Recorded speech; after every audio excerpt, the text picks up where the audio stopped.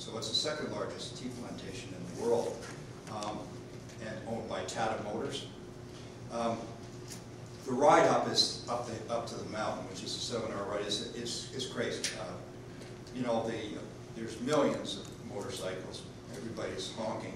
Buses filled to the roof, rafters with people, tuk-tuks, camels, elephants, dogs, you name it. But on the way up, we saw fields of pineapples, rice, rubber trees, mangoes, spices, vanilla, coconut, coffee, honey, cashews, rainforests. And then the funniest thing was, craziest thing was, all the way up this road, there's hundreds of men working along the side of the road with picks and shovels, and they're digging a ditch. And so you ask the driver, interpreter, what's that for, water, sewer, you know, something maybe, cool. Oh no, that's fiber optics. So fiber optics comes before water and sewer.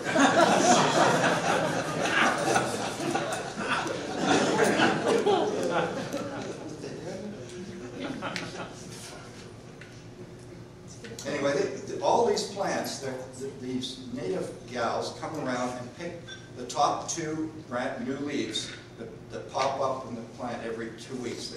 They cover that whole area and take the 2 top leaves for the tea. New growth. This is where we stayed. Two wild elephants ran in front of the door while the road while we were there. Now this is the Shuswaps.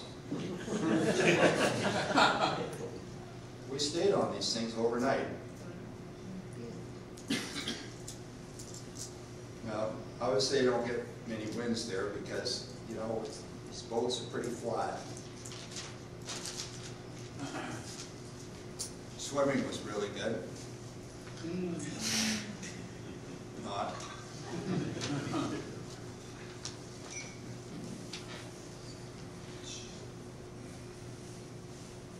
You know, they're busy people. They're always doing something. They're always, you know, making ends meet somehow. They only make $3 or $4 a day.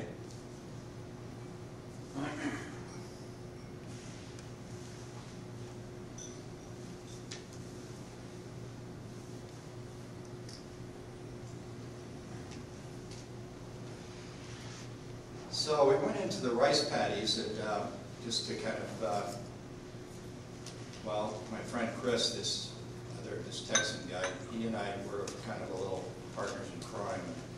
We decided we were going to just kind of go across that ditch and go over and help the women plant some rice. So that we did. That's the owner and the supervisor, and he sort of let us do this. So we got right into the muck and planted those rice. It was kind of fun. It was just a good experience. And then the coconut milk and stuff. So then back to Delhi, and this is an inner city Rotary project, and it's a fabulous project. It's really fabulous. This is where they took us. We had 3 brand new SUV vans, and so we're looking like the UN. You know, we're going into this district. The streets turned into lanes and turned into alleyways, and then it gets narrower and narrower. People are moving stuff out of the way, and we're waiting and stuff. And the craziest thing was the driver stopped suddenly. Look, there's a baby laying on the road. Wow! Oh, mother comes out and gets the baby. So we just carry on. And then we carry on into this courtyard, and we're met by the most fabulous group of kids and supervisors, and they make us so welcome. And you know, so they show us the project, and that is this is a very slum district, but they're teaching them sewing and knitting and how to dress and how to put on, you know, do their cosmetics and stuff. And here's sort of the result of that is the women just kind of, you know, getting some self-pride in community. Now the kids, again, irrepressible, just everywhere you go, they're smiling, and they've got the British thing. They say, hello sir, hello sir, hello sir, how are you sir? No, then we flew to Jaipur, which is really only about a 45-minute flight, and this is the capital of Rajasthan. And this we went to. This is it, the world's largest limb fitting society, and it's pretty darned. Yeah, it's a very moving experience. You know, I mean, these people are so humble, and they come. I mean, it's free. It's a free clinic. They wait for sometimes years to get in here, but there's certainly no complaints when they do. They'll come in and they'll leave the same day with a fitting, whether it's a leg or an arm or whatever. They're walking out that same day, and they give them about 5 minutes to learn how to walk. Here's your leg. Learn how to walk. Out you go. I mean, that's the only time they have. So, I mean, it's UN puts money in, the government puts money in, there are donations, and of course wealthier people. Here is the crew, here's what you get at the end of the day. These humble people just crowding into a tuk-tuk, some of them still waiting for their limb or whatnot. Off they go, wherever they go, to sleep on the dirt, under a tarp or whatever they do. So that's what they do. And you know, most of the limbs really are caused by road accidents, because it's virtual.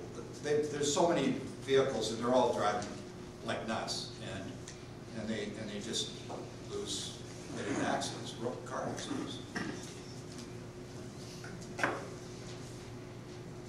So the next day we went up to Red Fort in Jaipur, which is an absolutely beautiful castle. And we didn't quite know how to get up there, so that there it is.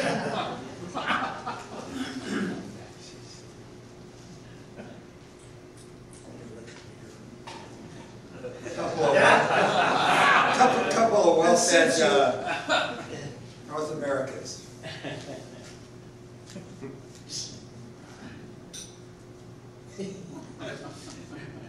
Look right at home. The other driver said to his Elephant side of the road.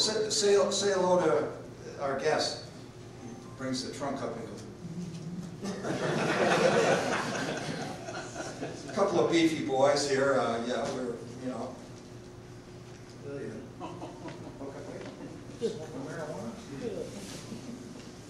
Little cobra there. Some handicrafts. That'd be marble with putting precious gems or stones in there. Carpets. Yeah, I mean, a beautiful ceiling there. I bought a silk rug. It's the most fantastic thing. I just love it.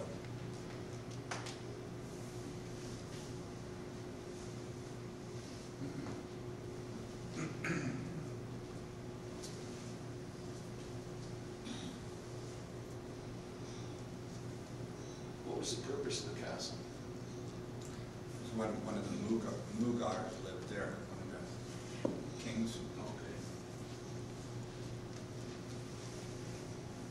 Here's how you get around.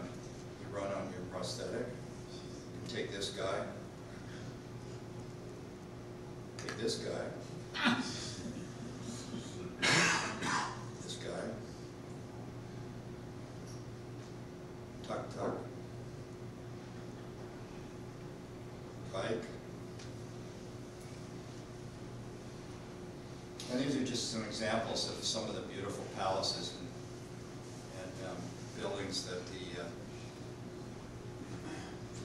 these were all built in the 1500s. It's all sandstone. It's pink or yellow sandstone.